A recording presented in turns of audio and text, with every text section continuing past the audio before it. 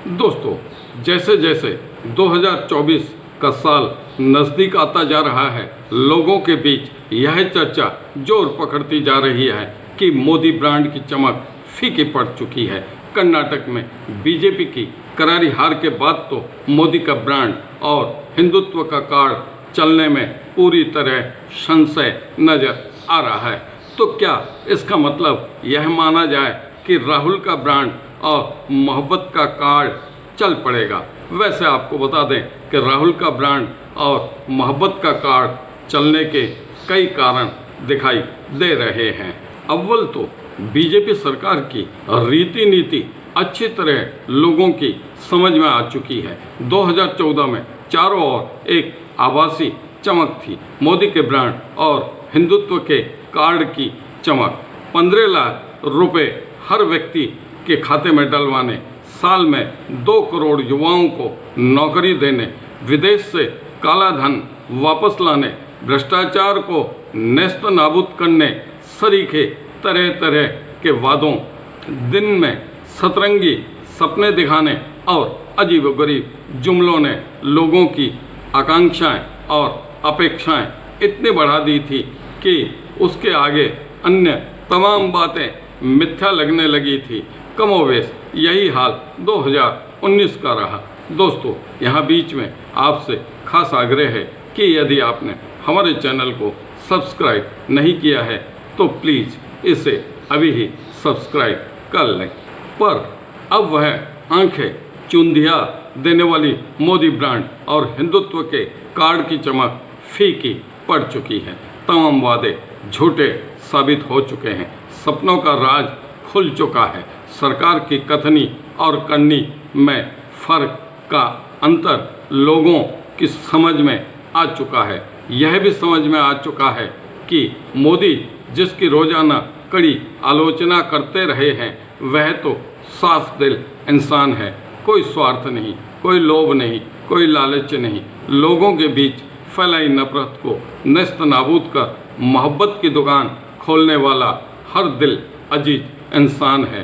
तो लोगों का राहुल के प्रति आकर्षित होना और उनमें अपने आदर्श नेता के गुण नजर आना लाजमी है। राहुल की इन्हीं खासियतों की वजह से जनता 2024 में मोदी ब्रांड के झांसे में आए ऐसी कम ही उम्मीद नजर आ रही है। कर्नाटक चुनाव में मोदी ब्रांड और हिंदुत्व का कार्ड नकारा जाने के बाद इनका चलना मुश्किल ही लग रहा है। राहुल की भारत जोड़ो यात्रा के बाद तो अल्पसंख्यकों और खास तौर पर मुस्लिमों को स्पष्ट लगने लगा है कि कांग्रेस राष्ट्रीय दल होने और सेकुलर विचारधारा की होने से बीजेपी से वही मोर्चा ले सकती है। तो ऐसी स्थिति में 2024 के चुनाव में वे राहुल, सोनिया, प्रियंका पर भरोसा कर अपनी मूल पार्टी कांग्रेस में लौट सकते हैं। कांग्रेस के अध्यक्ष मल्लिकार्जुन दलित वर्ग से होने से दलित वर्ग भी भरोसा कर सकता है कि उनका हित कांग्रेस को समर्थन देने में सुरक्षित रह सकता है। राहुल की बढ़ती लोकप्रियता और लोगों के जुड़ाव की बदौलत लोग राहुल और कांग्रेस के नज़दीक आने भी शुरू हो गए हैं। उन्हें इस बात का भरोसा हो गया है कि राहुल गांधी ऐसे नेता हैं जो सामाजिक, आर्थिक, गरीबी और बेरोजगारी के मोर्चे पर थके हारे लोगों के लिए कुछ कर सकते हैं। दरअसल लोगों ने मोदी को दो टर्म तक परखा, पर इसके बावजूद उनके हितों और अधिकारों की रक्षा नहीं हो पाई। तो अब यही लोग राहुल को परखना चाहते हैं। हाल ही के दिनों में हुए अलग अलग सर्वे के जो नतीजे सामने आए हैं, उनके मुताबिक भी तो लोगों ने इस दिशा में आगे बढ़ना शुरू कर दिया है।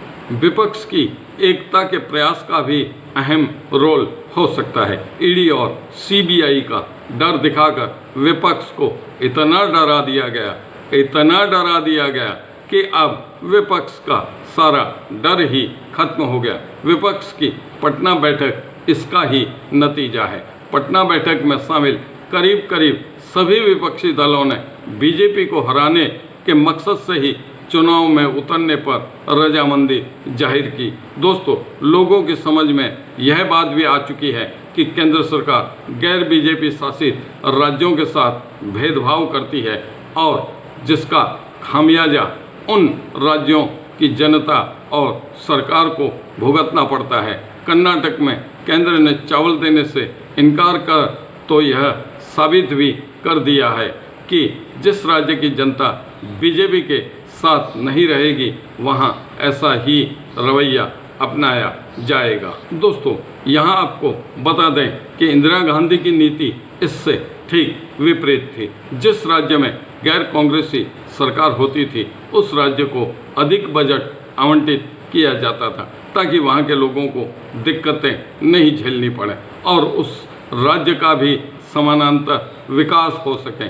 जबकि मौजूदा बीजेपी सरकार की नीति ऐसी नहीं है। वह सरकार के साथ अप्रत्यक्ष रूप से लोगों पर भी दबाव बनाकर रखना चाहती है। दोस्तों, सच तो यह भी है कि मोदी जी के इर्द गिर्द जो दिखावे, कथनी और करनी में फर्क और जुमलेबाजी का जो आवरण था वह अब पूरी तरह हट चुका है। कहते हैं ना कि बंद मुट्ठी लाख की और खुल गई तो खाक की। 2014 में जो मुट्ठी बंद थी उसे 2019 में और भींच लिया गया, पर अब 2024 आने से पहले ही यह बंद मुट्ठी खुल गई तो लोगों को भरोसा हो गया कि यह तो अब खाक ही है। लोगों को इस बात का भी एहसास हो गया कि वे जिनको वोट दे रहे हैं उन्हें तो इसकी पड़ी ही नहीं है कि वोट देने वाले किस स्थिति में जी रहे हैं। फिर लोग बीजेपी सरकार के रोज बरोज के झूठ से भी तंग आ गए लगते हैं। अल्पसंख्यक अपने आप को असुरक्षित महसूस कर रहे हैं। कई लोगों को इस बात का भी एहसास हो गया है कि वे अघोषित आपातकाल से भी बदतर स्थिति में जी रहे हैं। ऐसे सूरत हाल में 2024 में भाजपा साफ होने की आशंका से भी इनकार नहीं किया जा सकता। यहाँ साफ होने के मायने यह है कि ट्रेजरी बेंच छोड़कर विपक्ष में बैठने की नौबत भी आ सकती है। तभी तो विपक्ष की पटना बैठक के बाद बीजेपी डिफेंस मोड में आ गई है।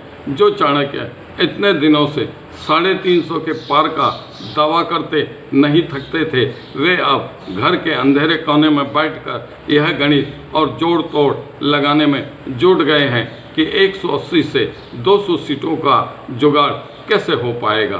खैर, आगे क्या होता है यह तो वक्त ही बताएगा। दोस्तों, फिलहाल इस वीडियो में बस इतना ही। यदि वीडियो पसंद आया हो तो लाइक, शेयर, सब्सक्राइब और कमेंट करना न भूलें। धन्यवाद।